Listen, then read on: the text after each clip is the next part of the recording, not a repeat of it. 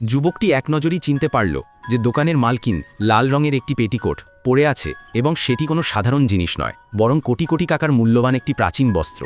সে অজান্তেই হাত বাড়িয়ে সেটি স্পর্শ করার চেষ্টা করল, কিন্তু মালকিন সঙ্গে সঙ্গে তাকে একটি চড় মারল, যার ফলে ছেলেটি বাস্তবে ফিরে এলো এবং তার আসার আসল উদ্দেশ্য মনে পড়ল।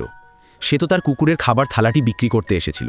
মালকিন অনেকক্ষণ ধরে থালাটি দেখলেন, কিন্তু তার চোখে কোনো বিশেষ কিছু ধরা পড়ল না। তিনি বললেন, এটা তো সস্তা জিনিস, এর দাম বড়জোর 50 টাকা। তার থালাটির সত্যতা প্রমাণ করার জন্য ছেলেটি চায়ের কেতলি তুলল এবং থালায় জল ঢালল।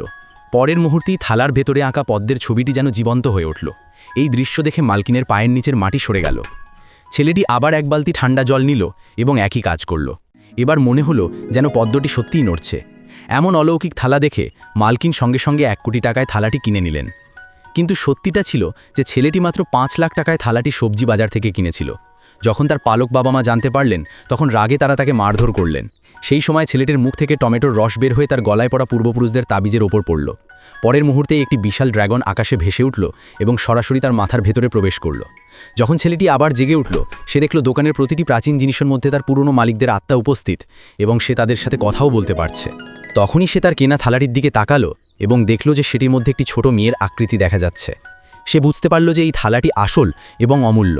যে সাবস্ক্রাইব করবে সেই পার্ট 2 পাবে।